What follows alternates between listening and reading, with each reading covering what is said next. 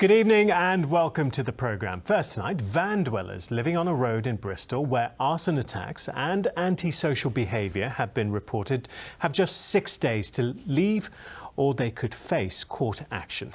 The enforcement action is the latest attempt by council officials to solve an issue that's given the city an unenviable reputation around the country. But with those affected telling ITV News that they have no other option, is it solving the problem or just moving it somewhere else? From the Hillfields area of Bristol, Richard Payne reports. The knock on the door that says time to go. Over the last 18 months, so many people have arrived to live on this road, it's now almost full of caravans and vehicles. But notice has been given that all must now be gone by the start of next week, or enforcement action will follow. Elani, here for the last 6 months, isn't bitter, but realistic. Of course we're going to move on, probably move on to another street, somewhere else, quieter street, who knows. He told me he works as a driver, but Bristol's housing disparities give him little choice but this nomadic lifestyle. There didn't used to be caravans in Bristol 20 years ago. You wouldn't have seen caravans in Bristol. But now you've got caravans everywhere. Why is that? It's because the housing stock's been run down.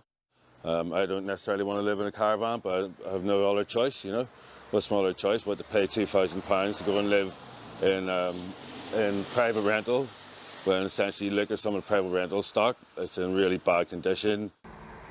For all the sympathies many may have with those here, the lack of even the most basic facilities and recent antisocial behaviour makes this place a no-go zone for people local councillor Kelvin Blake seeks to represent.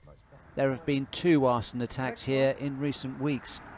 The majority of people living in this road are living in squalor, and we need to do something about it. If they were living in the private sector and the landlord was basically providing facilities as poor as they've got here, no running water, no waste facilities, limited waste disposal, then we would be taking enforcement action.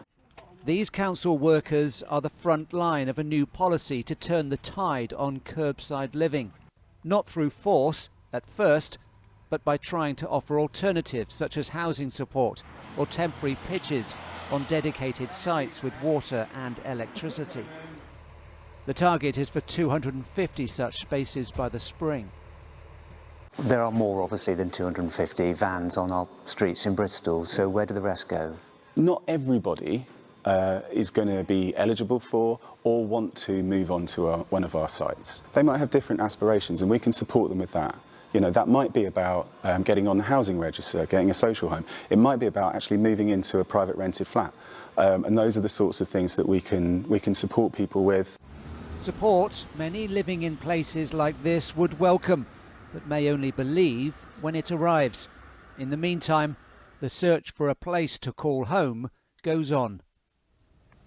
Well, as that search for a solution that suits everybody critically goes on, Richard is here with us in the studio.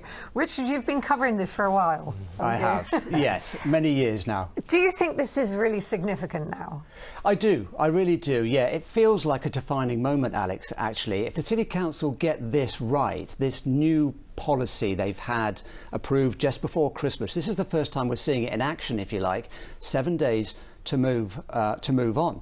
If they get it right, they can replicate this in other problem areas they have across the city. This is a citywide problem, of course. We've reported many times on the problems on the Downs.